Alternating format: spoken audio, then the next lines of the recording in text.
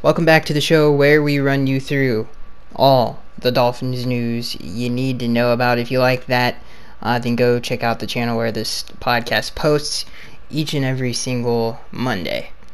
So let's get into the box score as usually do. Unfortunately, this week we have suffered our second consecutive loss.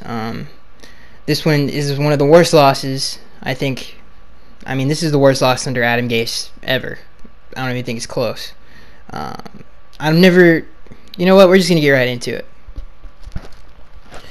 I would say overall thoughts about this game before we get into the... We're going to start with the passing game, and because that's, that's where we lost the game. But I would say overall, it's unfortunate that as a team we played so well, especially since we were so injured.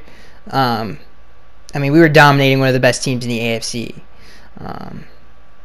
They didn't score a point, and we were in the fourth quarter. And we shot ourselves in the foot. And we didn't shoot ourselves in the foot. An individual did it to the entire football team, and that's what sucks the most, really. So yeah, let's get into it. That's my overall thoughts about it, and that's why I think it's the worst loss. I mean, I can't even remember. I think the last time something like this happened was against New England, and that was in Gillette Stadium, but that's different. I mean, yeah, getting up 17-0 on Tom Brady in his home stadium, especially that season. I can't remember what our record was up to that point, but it's nowhere near as bad as this. I mean, we had a chance to go 4-1. This is one of the better teams in the league, one of the best teams in the AFC. Their offense has been one of the hotter offenses in the National Football League. Andy Dalton was second in the league in touchdowns up until this point, and our defense was pretty much controlling the game. If it wasn't for penalties, their stats would look even worse. And those penalties were so bad; they should not have been thrown. And it seems like I say that every week. But if you look at some of the flags that were thrown, other than the one that was the special teams flag, none of them were deserved, in my opinion. I think there was maybe one holding call that was legit, and I can't remember what it was right now. But the one on, I think there was one on Minka. I don't know. I can't remember. But the one on TJ McDonald, which ended up in a touchdown, was the one the most egregious one I was thinking about. But yeah, that's just my overall thoughts about the game. I had to do that before we got into the box score because this was such a heartbreaker that I just, it's just so unfortunate, just to put it that way. I mean, we literally, 4-1 would have been on the top of our division. We would have been one of the better teams in the AFC in terms of record. And I think that win would have legitimized a lot of the haters as well.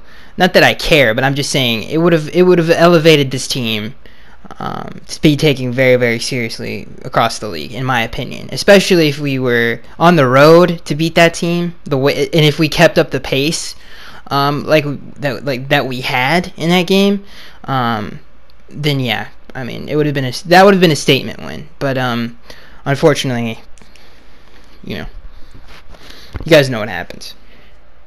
So let's get into the first thing we're going to get into is the passing game, because obviously we have to start with that. It was a terrible day for the passing game. Literally lost us this game. When we talk about pass blocking, was atrocious, especially in the fourth quarter. That's when things started to fall apart, when people started to get hurt. But you're in the National Football League and you're a second-string player. Some of those plays were absolutely ridiculous. A lot of the big plays in this game that Geno Atkins made are on Adam Gase, in my opinion. That empty set look towards the end of that game, taking that sack, is absolutely ridiculous. Adam should not have done that. Anytime we lined up in empty sets, it seems like something terrible happens. When you have a front like that can just tee off on the quarterback, it doesn't have to worry about anything else. It's just a dumb look, and especially since the offensive line wasn't blocking perfectly up into that point. I cannot remember exactly at the point in the game that was, but that was just a terrible call in my opinion. And that, obviously killed a drive. That happened a couple times, but I thought that was just a poor choice of protection. And again, the pass blocking was god-awful. And that's not Adam's fault that the team... I mean, he's just got to realize his personnel is the problem I have with the call. I mean, We ran that exact same play against the the Titans, I think. Yeah. It was against the Titans, and we got destroyed on that play as well. We haven't been able to run that set effectively since Adam Gase has been here. So I honestly don't understand that call there in that situation. Excuse me, sorry. So yeah, in terms of the final stats before we get into Tannehill, Tannehill finished 20 of 35 passing, completed 20, attempted 35. He finished with 185 yards, second consecutive week. I think, is this the third or second consecutive week? I think it's the second. Yeah, it's definitely the second. He's finished under 200 yards. Also, the second consecutive week, he's thrown more interceptions than touchdowns. I mean, he's just playing god-awful right now. Rushing, or we're not going to be rushing yet. Receiving-wise, Kenny Drake finished with 7 catches for 69 yards. Obviously, he was a huge focal point of what we wanted to do in terms of game plan, and it worked out really well. He caught 9. He was averaging 9 a catch. He obviously had that big touchdown. Albert Wilson finished with 5 catches for 43. He continues to have a pretty good season. Danny Amendola, 3 catches for 30. Got to get him more involved in the offense. Mike Gesicki, 3 catches for 26 yards. Most of that came in garbage time. Kenny Stills, 2 catches for 17. A couple plays where he got open that should have been made, and unfortunately were not. Some were due. Oh, I think most of it was pass protection. Yeah, pass protection was god awful. It was unbelievably embarrassing. I know that I understand that we were super injured and we had a lot of backups in that game, but dude, Juwan James is playing the worst football of his entire career. He was in, I don't know if we moved him to left tackle. I don't know why we would do that. I'm pretty sure we still at right tackle. But we were doing weird things with Juwan James. I cannot remember. All I know is he played a terrible game. He let up a crucial sack in that game. He couldn't block anybody. And he's a starting tackle on this football team. Sam Young. I was getting him and Zach Sturt mixed up for a second. He's played well for us in the past. I understand he didn't have a week to prepare. In terms of getting first-team reps, that doesn't matter. He should have still been ready anyway, especially since how this offensive line, especially since Laramie Tunsil was in front of him. Out of all people, Laramie has suffered a few injuries so far. I mean, Sam Young has, played some meaningful football games for us in the past and done a pretty decent job. And he obviously had his worst game as a Dolphin. I mean, he could not even... there were plays where he couldn't get his hands on anybody. I mean, people were beating him across his face. It was... it was honestly ridiculous. So, yeah, pass protection was god-awful. I can't even harp on the receivers. I felt like they did a really good job the entire game. I mean, when they had chances, they made people miss. And obviously, Kenny Drake was the best example of that, getting that huge 3rd and 16. It's so I don't even want to think about it because obviously the next 3 plays were obviously the worst plays of the game. But I don't even want to think about that. It breaks my heart, dude. I'm not even joking. This loss stung so bad.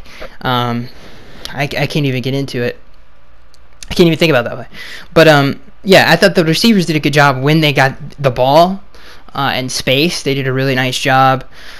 Continuing to show that we do have the receiving core is not an issue at all. I think they're having a pretty good season. They just haven't been able to get too many opportunities. And let's get into Tannehill. Yeah, he's having the worst 2 weeks of his career. Watching that New England game again multiple times. Unfortunately, just something that I was just you gotta if you're a hardcore fan, it's just you gotta understand. You just have to know why things are happening the way they are, but. Watching that game, he missed a lot of reads. There was a play to Danny Amendola. I'm not even gonna get into the plays later in that game, but if he hits those plays earlier on in that game, that gets the offense in a rhythm. It gets us more plays, obviously. So you don't know what can happen if he completes those passes early on in that New England game. In this game, he actually had a pretty good game up until the 4th quarter. That's when everything fell apart. I understand that nobody can block in front of you, but when you have a 17-10 lead on the road and your defense is playing like they are, where listen, the Bengals were moving the ball.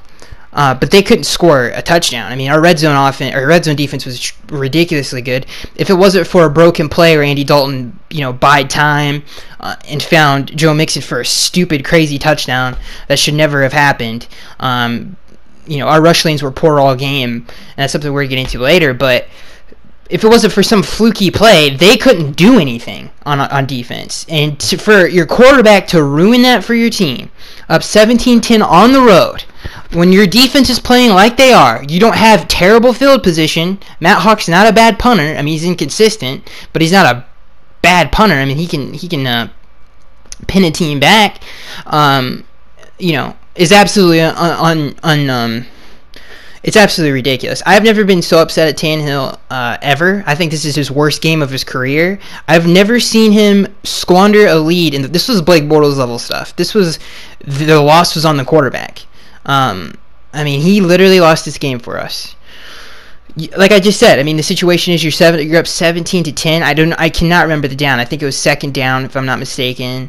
The way he described it is, he was just trying not to take a sack in that situation, which I understand. But again, you cannot expose the ball, and people wonder why Adam Gase, screens the ball. And this is a thing. This is a trend across the National Football League. But some teams are better at executing screens than we are, especially in third and long situations.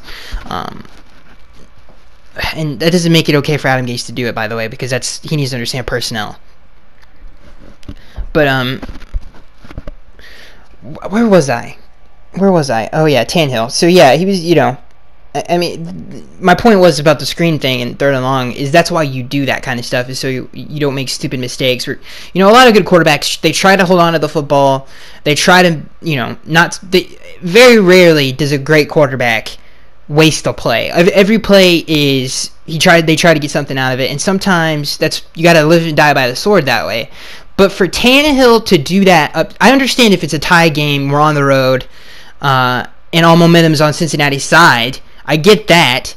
I understand you trying to throw that ball away in that situation, but not up 17-10 when your defense is playing like they are, and you have to know that. You have to know situational football as a quarterback. That's one of your jobs. You have to know the momentum. You have to know what to do and not to do in situations. You got to know when to eat a sack, when not to.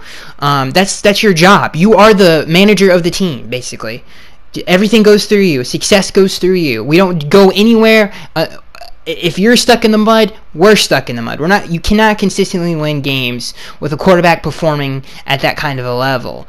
And that's nothing new. But to put the ball in harm's way, up 17-10 on the road against a really good football team in Cincinnati, is absolutely ridiculous. And it's all on him why we lost this game. Now, like I said, he didn't have a terrible game up until this point. I thought he was playing pretty well. I can't really think of any time he missed a receiver open. There was one play where he got destroyed on a pass, but that wasn't his fault. And he had Kenny Stills wide open on the sideline. But and usually I see Tannehill make those kind of throws when he gets hit like that. So I'm not gonna. That is what it is. But he lost this game. The turnover to Sam Hubbard, I thought was interesting. What he was talking about, how he said, obviously he said it was his fault, but he basically said, what do you want me to do on that play? Because in that situation, it's obviously a third and long. And I kind of want to save Adam Gase for after I'm done, critiquing the team, I guess, because that's a whole nother situation. But, he was like, I didn't want to make, I had to do something. And I get that. You're the quarterback of the team. He was talking about how he thought he had Jakeem Grant open. It wouldn't have mattered anyway because there was a holding call on Juwan James, I think. Yeah, it was on Juwan James. So the play wouldn't have mattered anyway. But he's wrong. He's absolutely wrong what he said. He said, I don't know what you want me to do.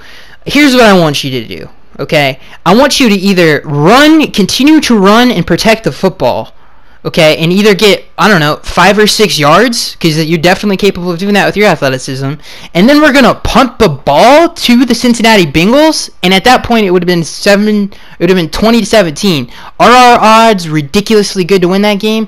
No. Absolutely not. But there's a chance we can still win that game. Our defense can get them off the field, and we can give. We would have been down a field goal with no timeouts left, and obviously the line wasn't blocking well. So again, it wouldn't have been the greatest odds in the world, but it's better than nothing. And then that's what he gave us. And I think, I thought that was a little ridiculous. His explanation for that, I thought it was very stupid, because that's not true. Because we could have still won that game. Instead, I would have been like, as a reporter, I've been like, no, Tannehill, you're wrong, because instead you put the nail in the coffin, and you didn't give us a chance to recover from that victory. So yeah, I mean, this loss was all on him. Like I said, I've never seen him play this bad, or that bad, specifically in a game. I've never seen him play that bad. I mean, he literally could, and the reason I say that, I mean, he's had bad games before, don't get me wrong, but to have the lead in the fourth quarter and him throwing the other team 14 points, I've never seen him do that, ever. Usually he is good at taking care of the football and understanding situational football. In this game, he absolutely lost it for us. So this is on him, and hopefully, I still, I don't know. I know nobody wants to hear this, especially since I've been reading the questions for this week. Nobody wants to hear what I'm about to say, but I still have faith in him. And if he continues to play this way, then obviously we need to move on. And we're gonna get into the big topic later in the show. But I have a lot to say about that situation if things do continue to go south. But yeah, this loss is on him. All right, let's get into the running game. I kind of went a little long on the passing game, but dude, it's losing its games. We have 10 interceptions. The passing game is literally losing its games. We have 10 interceptions. Our secondary is playing very well this season. In my opinion, I feel like they're playing very well. I think Mika and Xavier are a really good 1-2 punch that we have and Bobby, if he was still healthy, and obviously Rashad. I mean, our secondary is legit, guys. It really is, and it's finally coming together. But I mean, our offensive passing game is literally losing its games, and this cannot continue on. So yeah, and the running game was very good. Frank Gore finished with 12 carries for 63 yards. He averaged 5 yards a carry. Kenyon had 6 touches for 7 yards a carry for 46 yards. Tannehill had 3 carries for 17. He averaged 5 a carry. Caleb Bosch had 1 for 2. We should have kept running the football. Unfortunately, we did not, and I can't remember the first play. Dude, maybe that fumble was on first, and if it was on first down, then that's even more sickening. But I don't think it was. But yeah, we should have definitely stuck to the running game in certain situations, which we're going to get to in a second. But Frank Gore and Kenny Drake, what are you? I mean, those are 2 very talented players that are obviously supremely talented talents, and they need the ball more. And we're gonna win. We would win a whole lot more games. And I say that like we haven't won any games this year. I mean, our record isn't terrible at all. We have a pretty good record in terms of AFC standings right now. So I think it is an overreaction to a certain extent. But yeah, I think the criticism of Tannehill is warranted. Obviously, I mean, he deserves it. He is not playing good football right now, and it's losing us. I wouldn't say games, because we lost that game in New England as a team, but this past game was definitely on him. So yeah, I mean, if we can bring that kind of a running game to every game, then we're gonna win a lot of games this year, because our defense is legit. Our secondary is legit. The pass rush is iffy, but I felt like Matt Burke found something. I know he was blitzing a whole lot more in this past game, but if he can mix some of those blitzes into a game plan, and he better not do that don't get overly excessive with it, because that cost us a lot of touchdowns last year. If he can just dial it back and just sprinkle it in, this defense is going to be even better, and hopefully that pass rush does get better, because if it does, we'll have one of the best defenses in the National Football League. But that pass rush needs to get better before that can happen. Which transitions into the defense. Andy Dalton, in terms of our secondary, finished with 20 completions for 20 of 30. He had 20 completions with 30 attempts, 248 yards, 1 touchdown, 1 interception. Joe Mixon finished with 22 carries for 93 yards, 4 yards a carry. Andy Dalton finished with 4 carries for 10 yards. Receiving, AJ Green finished with 6 catches for 112 yards, 118 a catch. Tyler Boyd, 4 catches for 44 yards. CJ Usma, their tight end, finished with 2 catches which were screens for 43 yards. Alex Erickson, I think is how you say his name, or say his name. I know how to say his name. I just can't remember his name. 3 catches for 24 yards. Joe Mixon finished with 3 catches for 22 yards and that crucial touchdown. Mark Walton finished with 2 catches for 3 yards. So you heard me bragging about the secondary, but like, well, we did let up a 100-yard receiver. Yeah, but they weren't like it wasn't like a dominating game for sure. I don't think any of those, other than in the fourth quarter, any of those catches really did anything to us because we were just playing really good defense. I mean, obviously they missed the field goal. We had the red zone turnover. So most of those drives and all those big catches that he did have didn't mean anything to the game. So, and you could be like, well, what does that mean? We played good defense is what that means. Other than, I guess you could say the blocked field goal, but that is what it is. They didn't get any points on that, and they were kicking a field goal, by the way. So, that's a win for your defense, especially since how talented that offense is. And to be honest with you, they did a really good job of moving AJ around. And some of his catches were broken plays. Xavier did a very good job, in my opinion, defending him. Seriously. But they did a very good job of getting him off of Xavier. And that's why the press asked Xavier that question, would you be okay with moving around? And I think Matt Burke should have adjusted to that at halftime. I think that's on him. And I say that like he had a tremendous game plan. Matt Burke really had a really good game plan this game, and hats off to him. And we should have won this game, and unfortunately we did not. But I really thought that should have been an adjustment at halftime. But it didn't have any. It didn't lose us the game, But hopefully he'll adjust to that in later games. I thought Minkah Fitzpatrick had a tremendous game. He continues to be a great player for us. He had a clutch tackle on a bubble screen that obviously led to the Jakeem Grant touchdown, one of the best plays of the year for a Dolphin. Maybe the best play, because that was a sick play by Minkah Fitzpatrick. Minkah had great coverage all day, other than the one play where AJ kind of beat him across his body, and that's unacceptable. That was on a 3rd and long. That was just bad on Minkah's part. But maybe was that on 3rd and long? I think it was. I could be wrong about that. Maybe it was 2nd and long. But yeah, that was the only bad play he had all game. And he's a rookie; he'll learn. But and that's why Xavier, I wish, was following him more, because he is a physical corner. Especially in the slot, he would have gotten up and on him, for sure. So yeah, I felt like the secondary played well. The front 7 played very well. I think the only thing that they did wrong was their rush lanes were terrible. I think Jerome Baker had the only sack of the day. I could be wrong. I think he had the only sack of the day. But he continues to have a tremendous rookie season, by the way, Jerome Baker. I think if we had like a 10 best defensive rookies, I think we would have two people in there. I think Jerome Baker's having a really good season as a rookie, and so is Minkah. I think we would have 2 people if you made the 10 best defensive rookies. I don't know if I would put Jerome Baker in the top 5, but definitely I'd put Minkah in there for sure. And I think you could make an argument for Jerome Baker being in there. I'm not joking. So yeah, I felt like the defense played well as a unit.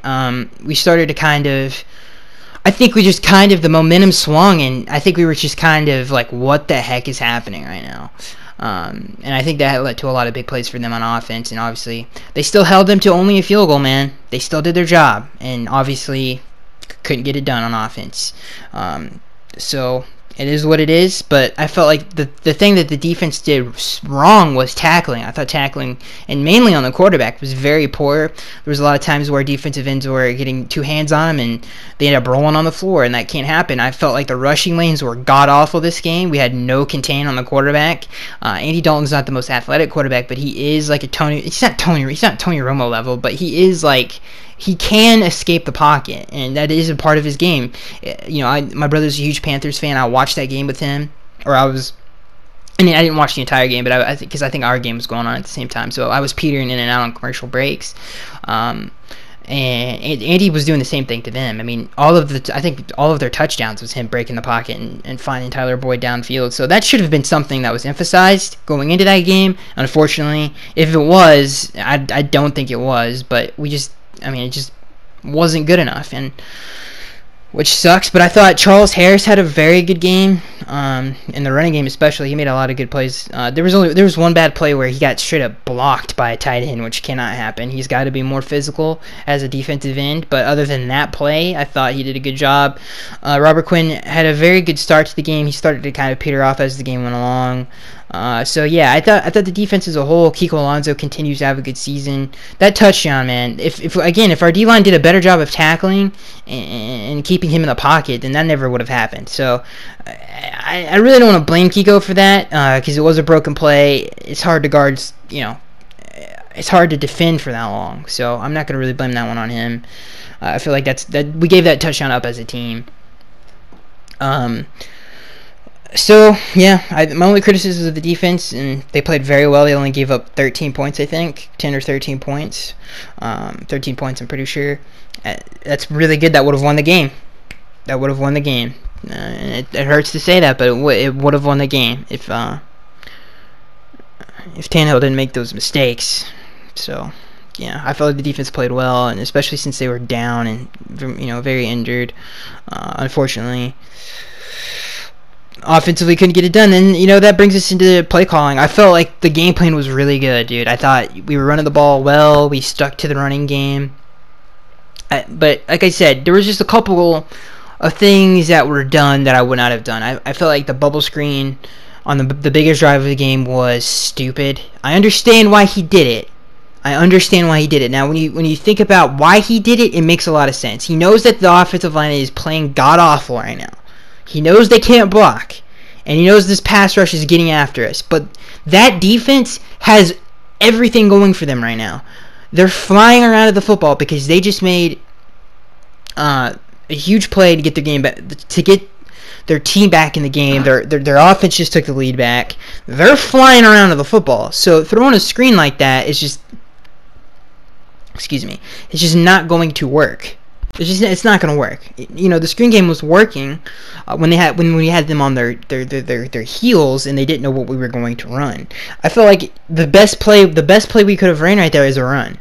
I really do feel that way. Put Frank Gore in the game. Do something just to settle down the offense, because they were wide-eyed and bushy-tailed, man. They basically we might as well have punted the ball. The offense was just, it seemed like they were overwhelmed, to be honest with you. It just didn't seem like they had enough oomph in them. They didn't have enough confidence in them. Our hearts were clearly racing. We were not cool, calm, and collected in that situation. And the perfect example of that is the false start on the next play. But we lost 2 yards on a screen, dude. 2 yards. You might say we could have lost 2 yards on a run. Frank Gore, and especially if we ran just a dive or something like that, Frank hits a hole so hard, and he doesn't dance in the backfield. He hits his hole and he gets it done. So at the very least, maybe we would have lost a yard, maybe. But the way Frank runs, there's very little negative room to have negative plays because of his running style.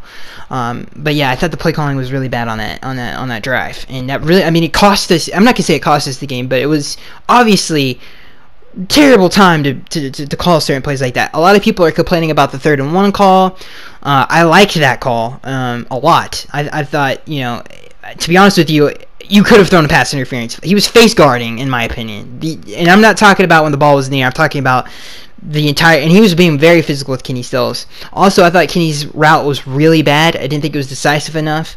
It looked like the ball wasn't supposed to go to him, the way he ran his route. I thought that was a very poor route by Kenny. But I love the call. I thought it was a great call by Adam Gase. I would have done the same thing. And you know what? I'm fine with not getting it. I can live with that. I like being aggressive, And I like us using our playmakers in that situation. You can really only run that play on a 3rd and 1 or a 3rd and short situation, where the defense is so worried about. The defense is worried about everybody on the field at that point, because you only need a yard to get the first down, and especially when you line up under center when they're playing the run. So that's your best opportunity to get a big play in that situation. I love the call, and it unfortunately didn't work. I only really have an issue with Adams' play calling on that last drive. I felt like that was just a terrible timing for him to kind of fold. And people will say, well, if it worked, he wouldn't be complaining. I still think, whether it worked or not, it was not a good call. Like, as soon as he threw that bubble screen, it wasn't a good call even if it worked. If it got 10 yards, I would be like, it wasn't a good call. It was not a good call. Would I be talking about it right now? Probably not, because it would have been not a very big play. So I also thought there was a lot of missed opportunities in this game. There was I think there was maybe 2 times where Tannehill had Kenyon was a huge part of this game plan. Tannehill had Kenyon was a huge part of this game plan. He had Kenyon open for a very big gain on a 3rd down, and Sam Hubbard batted it down. If that didn't happen, and that's happened twice this year, they need to work on that play, man. They need to work on that play, because Tannehill needs to either get that higher or he needs to get it out quicker. I don't know. Something needs to happen, because that's the second time that's happened on that play, where Kenyon was wide open for a huge play. But there was a play where Frank Gore. I don't know really what happened on that play, but he definitely should have made the one guy miss in the hole, and he would have been. I don't know if he would have scored a touchdown, but it would have been a huge gain. It would have been very close. He definitely would have gotten into Cincinnati territory, and that's. I think the next play after that was the 3rd and 1 call where we play action and shot it to Kenny Still. So if Frank Gore doesn't get tripped up there, then that could have been a huge play as well. So. Yeah, there was a lot that happened in this game that should not have happened, and unfortunately, that was basically. The game where things that happened should not have happened. That's what this game should be called. It's honestly ridiculous. Oops, it's honestly ridiculous. So we're 30 minutes into the show. We got to get into the news. But yeah, I literally talked about this game for 30 minutes. I had to. This game was the worst game in Adam Gase's career so far. It was, and it wasn't his fault, but it was. I think people are so overreacting to Adam Gase. Like, Adam Gase, dude, but it was not his fault that we lost this game, dude. I could get through 4 different things before I could even get to him. Obviously, the play calling wasn't great, but we should never have been in that situation to begin with, man. And if the offensive line wasn't playing so bad, he wouldn't have called that play. So it is what it is. So let's get into the news. This first news story comes from 24/7 Sports. I don't think we've ever had a news story from 24/7 Sports. Heading into the 2015 draft, the headline's the most important part. Report: Devontae Parker is being shopped for trade by the Miami Dolphins. Now, we got 2 reports that we're going to get into this. Heading into Devontae Parker not lived up to it, basically is what he's saying. Michael Lombardi is the one who broke this story, saying that the Dolphins are shopping Devontae Parker. Basically what it says is the Dolphins are frustrated with DP and they've had enough and they're trying to trade him. I think this is, and we're going to get into this here in a second, I don't think that's true at all. But hypothetically, let's say we did try to trade him. First of all, if you're trying to trade a player right now who is a starter on your team and who can still contribute to your team if healthy, you're trying to get a player back for him. You're not trying to get draft picks. Otherwise, you would do it after the season. And I'm pretty sure what is he, on his last year of his deal, or he's on the franchise tag? I can't remember. Or is he on his option? I can't remember. But nobody is trading anything for him, first of all. So everybody needs to stop with that right now. Nobody's going to give up anything, and we might as well just see if he can still play. That's our best case scenario right now. It's not to trade him. Trust me, guys. We can't get anything for him to help this team at all. Even if we got a draft pick, it would be a super late draft pick. Super late. So there's no dude, Le'Veon Bell, I guess, would be the best scenario, but it's not like we need a running back. Even though Le'Veon brings he brings a lot of different dimensions to your team. He's very Kenyon Drake-esque, to be honest with you. I mean, obviously Kenyon is nowhere near on Le'Veon's level, but because Le'Veon's going to one day be in the Hall of Fame. He's one of the best runners I've ever seen, but you get what I'm saying. It's not like that's an area of need, and Kenyon Drake does some of the same things that Le'Veon does. I mean, Le'Veon wouldn't add any new dimensions to this football team, in my opinion. So there would be no reason to make that trade. It wouldn't drastically make this team any better because Kenyon Drake is a playmaker himself, and he does the same. I mean, he's really good out of the backfield and he can run the football, and that's the same thing what Le'Veon does. So I just don't understand what the thought. Like, are you just getting ready? Are you just going to trade him because you don't like him and you don't want him to be on the team anymore? That's not smart. I mean, it's just not smart to do that. So I just completely disagree with that. With people that want to trade him right now. Say we went out tomorrow and got Le'Veon Bell, would I be mad about it? No, I wouldn't be mad about it. But that would be the best case scenario in terms of a trade if the Dolphins went down that road. Other than that, and it's not even possible, by the way, because why in the God's name would the Steelers trade Le'Veon Bell? And maybe you sweeten the deal and you give him a draft pick of some kind. That would be the only way they would give him up, dude. So unless you want to give up a high-round pick for Le'Veon Bell, who is a running back, and we have two talented running backs already, it just doesn't, none of it makes sense, guys. And why would the Steelers, let's just say it was just for Devontae Parker. They just drafted James Washington, they have Juju Smith-Schuster, and they have Antonio Brown on the team. So, none of that makes any sense. None of that makes any sense. So yeah, and this next news story basically destroys the other news story. The Dolphins, this comes from the Sun Sentinel and Omar Kelly of the Sun Sentinel. Dolphins are not actively shopping receiver Devontae Parker. The Miami Dolphins have not gotten everything they wanted out of Devontae Parker, the team's 2015 first-round pick, but Miami decision makers aren't ready to give up on the starting receiver. Even former NFL executive Michael Lombardi reported on Monday that the Dolphins were talking to multiple teams about potentially trading for Parker. League sources say Miami is not, and has not held out discussions about trading Parker. The South Florida Sun Sentinel checked with three teammates that regularly communicate with the Dolphins. Not three teammates, three teams that regularly communicate with the Dolphins, and they say they haven't talked to the Dolphins about a potential Parker trade. The Dolphins have denied similar reports in the past. Last year, Lombardi reported that the Dolphins were listening to offers for Jarvis Landry before the 2017 season. The Dolphins have vehemently denied the report, but the Sun Sentinel confirmed that the Baltimore Ravens made Miami an offer for Landry that the Dolphins considered, but declined because they intended to re-sign Landry before eventually trading him to Cleveland this past offseason when a deal couldn't get done. At the heart of the matter, Parker is valuable to the Dolphins and his future with the franchise, which appears to be on unstable footing because of his numerous injuries throughout his 4-year career. So yeah, the Dolphins already have. Let's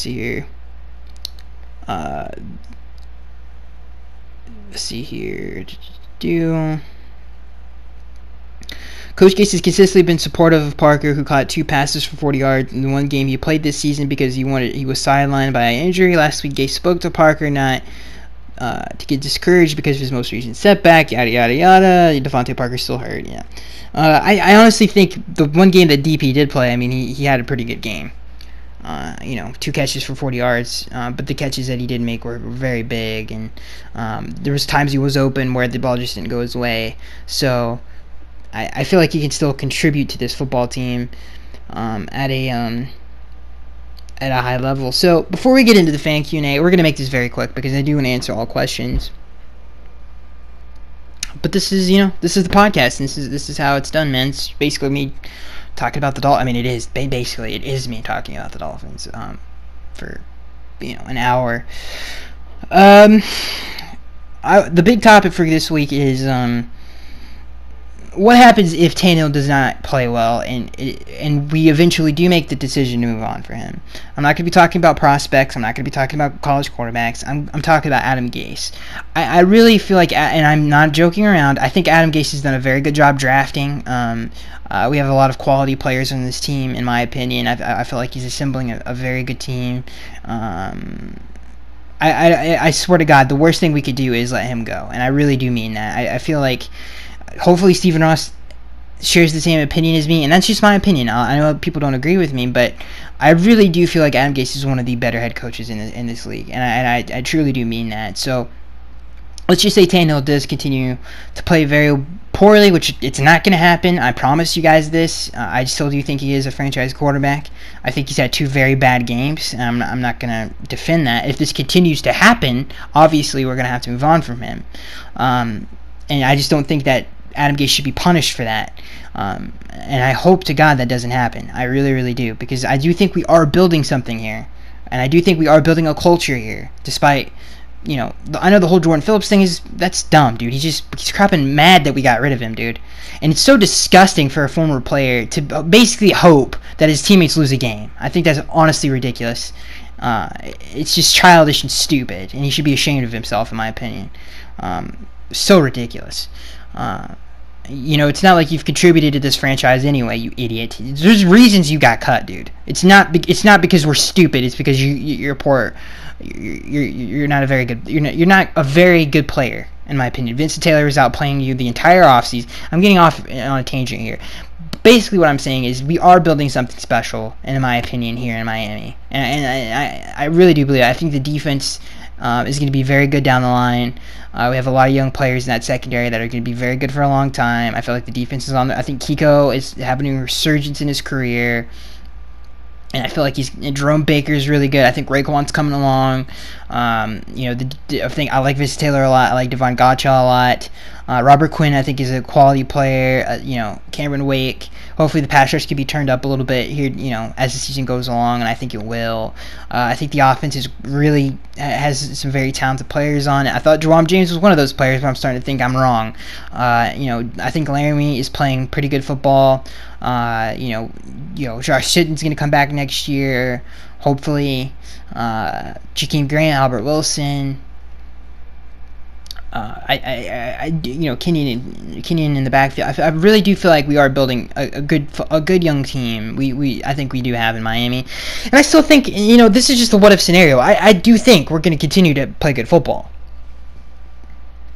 I am not one of those after 2 games. Granted, these weren't the greatest losses in the world. I understand that. But I don't think the ship is sinking. I don't think everybody's got to jump off of it. I still think this is a good football team, and I think we will have a good season. And I really do believe that. I think this defense is legit. I think they're going to cause even more turnovers as the season goes along. Because they are that good on the back end. We just got to get that, like I said, and I've said this, God, I'm an idiot. I've said this for the 1,000th time, but here it comes again. As long as this pass rush gets tuned up, we're going to be fine. The passing game is the problem with this football team right now. Fix that some way. And I don't like, Adam was like, I got to figure out how to get the ball out of his hands quicker and all this other stuff. That's not the problem. It's just the pass protection. That's the issue. We have to clean that up, and we have to stick with the running game. I think those are the 2 things that we have to do. And if that means we have to lean on the running game more, then so be it. And guess what, guys? We can do it and be successful with it because we have 2 talented players in the backfield who, when they have gotten the ball, have produced at a high level. So it's not like it's not there. So I think we're going to be just fine. I really do. But the big topic for this week is if Tannehill, and this is an if, it's a big one in my opinion, if he does continue not to play well, then I hope Adam Gase's job is still safe. I truly do believe that. And I don't think any of that's going to happen. I definitely don't. But yeah.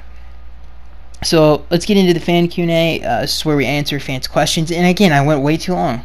With this. I don't think we're going to be able to... You guys asked 34 questions. Hopefully we can get through these before the time is up. The first question comes from Jag Pack 18. This franchise is effed. Gase is not a head coach. The team is undisciplined. The offense has been anemic and predictable. The 2016 playoff run was on the back of an easy schedule, and Tannehill made Chris Hubbard look like J.J. Watt yesterday. He literally looked like a better quarterback in the first game 7 years ago. That being said, who should we draft at quarterback, or should we trade for a proven veteran? This team also needs to draft a lot of linemen, and in a number 1 receiver, DP is not the answer. I disagree with you a lot. I think you're upset after 2 games. I think you're overreacting just a little bit. I don't think Tannehill made Sam Hubbard look like J.J. Watt, because I think the O-line was just playing very poorly, and that was on a 3rd and 17, my guy. So, we were in a very bad situation. Yeah, there's just, to answer your question, no, I do not think we should trade for a proven veteran. I think that would be dumb. And in terms of drafting a quarterback, Drew Lock is a good quarterback. I think Tua, the kid from Alabama, I don't know if he would be eligible this upcoming draft. I think he would be. I think he's probably the best quarterback in college football right now. I like him a lot. Some other ones. The kid at Oklahoma, I'm skipping. I don't think he's going to be a quarterback in the National Football League, though. The two that really stand out for me are those two. There's other ones that really don't really stand out. I think those two can be special, though. Drew Lock and Tua, I think could be good NFL players. So if you're looking for quarterbacks, I guess you could say the Sam Darnold, Baker Mayfield of this upcoming draft, I think those two would be it. And I don't know how long Tua's been in college. I can't remember. So I don't know how old he is either. So somebody's gonna have to tell me that down in the comment section below. But I like Tua a lot. So yeah. This next question comes from Take Me Out. Take Me Out, basically, is what he's saying here. He says, please, Skag, say you've seen enough of Tannehill as our franchise quarterback. I always supported Tannehill, but this is to be evidence enough that he is awful when pressured. Although he received pressure today, what he did in the face of it is unacceptable. What did he say? Inconceivable. Excuse me. Upset Gaze didn't make a move all out of the Jets and Bills. Both teams will have down years because of youth at the quarterback position, but they have their future. All of the AFC's teams our future looks the most bleak when it comes to T-Hill. Please say Uncle. No, I'm not gonna say Uncle. I think he's had 2 bad games. I mean, I've seen quarterback great Hall of Famers have bad stretches in their career. I've seen it. I've seen it all, dude. I am not gonna turn my opinion because of 2 games. I do still think Tannehill is a franchise quarterback. I honestly do believe that. Did he lose that Cincinnati game? Yeah, he had a terrible, terrible game. That was an unacceptable thing that he did. Unacceptable. Did he have a good game against New England? No. It wasn't just him, by the way. So I'm not gonna, dude. I know this loss hurts so bad, but you have to look at it.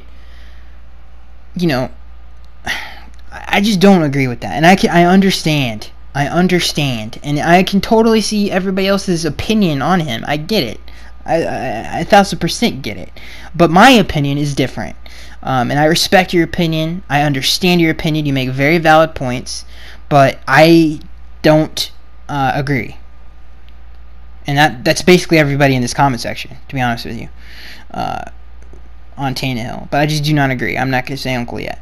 Will Virgo says, could you highlight some encouraging progress on defense that you think you may see? Can you highlight some encouraging progress on defense that you think may have not noticed? This defense is too talented to be held back by our offensive deficiencies. Maybe we need to take more of a ball control approach on offense. Encouraging player, I guess you want to say players that people may have not noticed. I think Charles Harris, other than one play, had a pretty dang good game. Dude, I'm telling you right now, Xavier and Minka are special, dude. They're very special. This secondary is special, man. It's very special. This defense has potential. Like I said, Jerome Baker, Raekwon. I think Raekwon had a very good game. He made a lot of good plays. He diagnosed some screens. He made some very good tackles in the running game.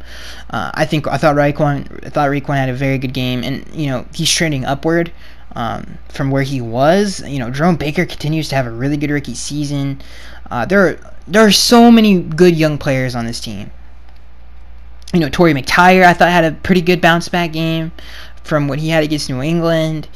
He gave up some plays, but he's young, dude, and I thought he's shown flashes of special, not special, but a good starter in the National Football League. So And should the offense be more of a ball? I definitely think we need to be more balanced because we have the talent to do it, and it'd be very. And if we can do that, our offense makes our offense even more deadly. I feel like we were doing that at a very high level against the Cincinnati Bengals, but if it wasn't for turnovers and dumb mistakes, I don't think I know we would have finished that game on a high note. But unfortunately, we could not.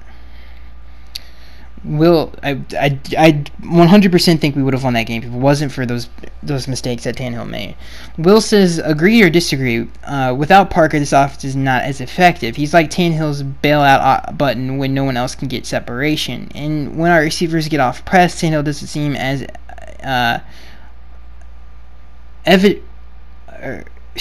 evidence as last week. Some, not all, that can be blamed on New England's pressure, obviously. Yeah, I do think Devontae still has that potential to be that number one receiver. Plus, we have a lot of smaller receivers.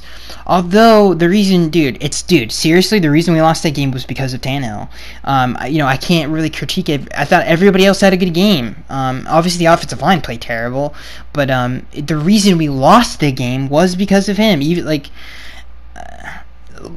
if the Cincinnati Bengals, let's say they score a touchdown, I guess they just weren't doing anything with the ball, and I don't think anything would have changed anyway.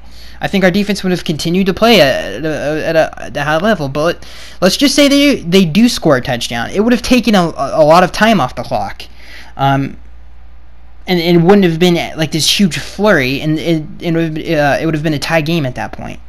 So, realistically, the defense was playing at a high level, and they would have had 2 chances to win the game, basically, because it would have been a tie game. Who knows how much time would have been left on the clock at that point, because our offense would have been on the field. Let's say they go 3 and out. Then you put your defense on the field again. So who knows how much time would have been left? It's a lot of what-if scenarios, but I know we would have won that game if it wasn't for those mistakes. Corporate Gamer says, he says, time to stop defending Tannehill. He again threw more INTs and touchdowns in the game and had a chance to close the game. I agree. I agree with that. He's messing up bad, but I'm not giving up on Tannehill. I disagree. Thoughts on the loss today? That's been this whole podcast. Have been my thoughts, my guy. And that question came from a koala bear, David McKay. Mylan Jam Gooner 4 says this team is too boom or bust. This team is too boom or bust. I know you addressed this last week, but should we reevaluate this again?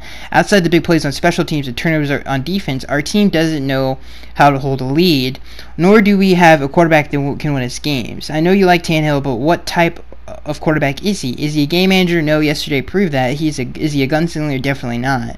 Is he a dual threat?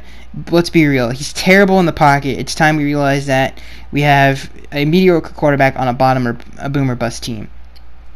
I do not think that at all. I do think he is a franchise quarterback.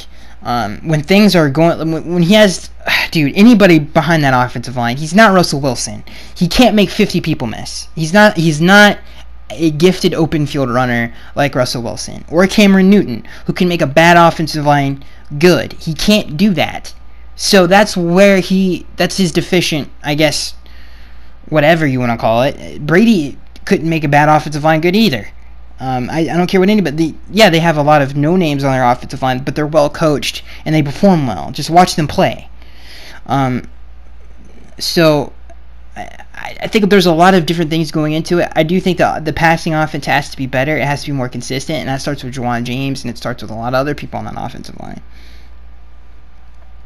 Douglas Schwartz says, hey Skaggs, I think we need to roll Tannehill out a lot more and take advantage of his mobility. Our O-line is soft at best after losing Sitton and Kilgore. What's your thoughts? I think we have to run the ball a lot more, and we do roll out a lot. I don't think we have to do it more. I think we roll out just enough. But I do think we do have to run the ball more.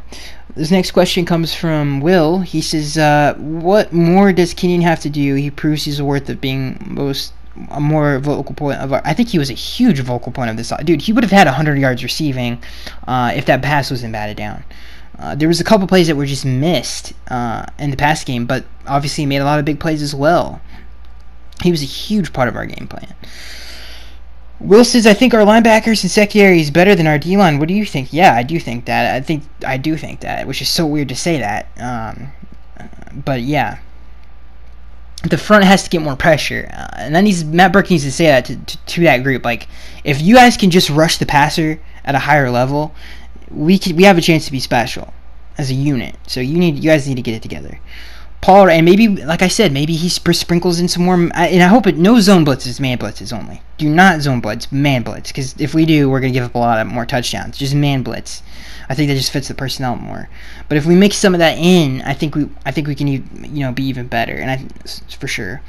Paul Wright says, I see a lot of people trashing Tannehill here, but a majority of his career, he's had a subpar offensive line blocking for him. He has been sacked 224 times in 6 seasons. I agree that the hate is it's strong, but I do think he deserves it for this game. I definitely think he deserves it because he did lose us this game. Will, overall, I think this is a rough patch for Tannehill. We still have 11 games to go. They have to make more adjustments, and he's got to be more mobile to survive this offensive line. I agree with that, but I think we have to run the ball more to help the offensive line. And I think they're not a bad run blocking unit either. Cameron Saunders says, curious if we blame O-line injuries, can't get open, O-line played fine that first half, right?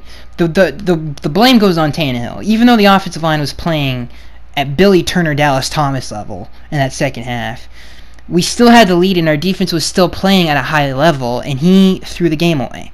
So literally it all comes back to those 2 turnovers.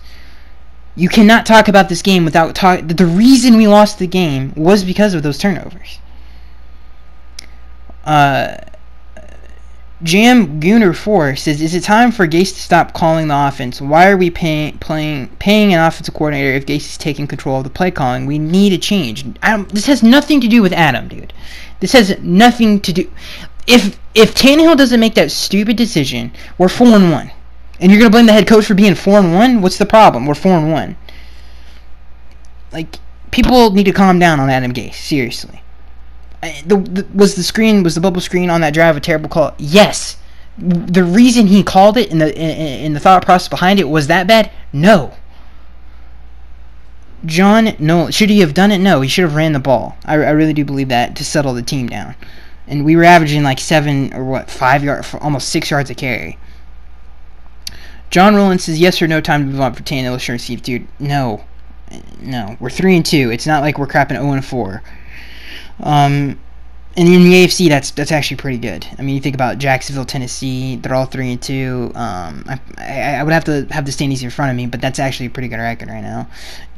This question comes from George. He says, I feel like the game is squarely on Tannehill. I like the guy a lot, but those 2 turnovers cost us a score. As a veteran quarterback, I would expect by now he could protect the ball better. Knowing that the line was falling apart, do you agree with this? Yes, it's completely on him. You cannot put the ball in harm's way, up a touchdown on the road, like I've said a million times. I know I sound like an idiot for saying it over and over again, but it's true. You cannot make that decision. I know he was like, I was just trying to make... You don't have to do anything, dude. Just eat the sack, man. Just eat the sack. It's on you, bro. Your job, his job is to make crucial decisions in less than 3 seconds. That's the job, dude. And that's what makes it so hard. That's why a lot of people cannot do the job. We're coming to an end here. Cullen says Justin Herbert or Drew Lock. I haven't seen a lot of Herbert, but Drew Lock I like, so I really cannot answer that question intelligently, Cullen. Dane Barbie says if we end up 500 or less, is it time to move on for Tannehill? Yeah, if Tannehill continues to play bad, yes. Oh, man. We actually I think we got through most of the questions. Chuck says, here's a Finn question you probably haven't been asked. Let's see if we can get this one in. I've been a Finn fan for about 46 years now. That's amazing, dude. I've seen the Dolphins in Oakland. I've seen the Dolphin in Oakland, but never in Miami. I'm coming down from Phoenix for the November 4th Jets game, and even got field passes. Any suggestions from anyone what to do to make it a great experience? Thanks in advance. I would... I don't have any tips for you. I would just say enjoy it. You're gonna enjoy it for sure, especially since it's a home game. and it's against the Jets too. I think you're going to enjoy yourself. So that's going to be it for this week, guys. The last 2 questions on the ballot here, in terms of people we didn't get questions to, are Gamerific. I appreciate you. You've been a long time in this community. Mark Skull, he's obviously been a listener for a while. Skull, or however you say his name. Those are, I think, the only 2 we couldn't get to for this week. And yeah, it's unfortunate that we squandered an opportunity, and it is solely on number 17. But I promise you guys, he will bounce back. I have faith that he will. And I am Skaggs. We just got to run the ball more, especially with the offensive line hurt. I am Skaggs 1383, and I will see you guys in the next one.